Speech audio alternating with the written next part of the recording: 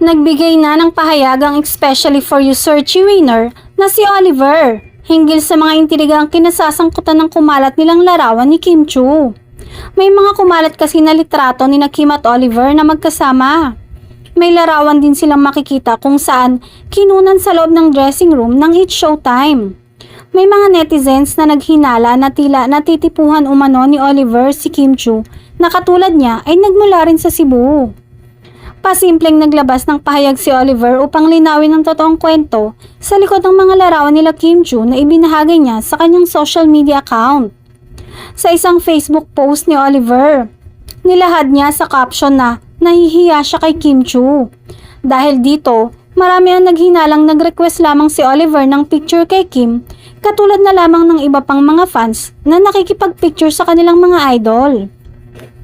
Tila nagpasintabi na rin si Oliver sa on-screen partner ni Kim Chiu na si Paolo Avellino. May mga kinilig kasi ng mga fan kina Oliver at Kim, lalo na noong nakita nila na nag-like na si Oliver sa Instagram post ni Kim.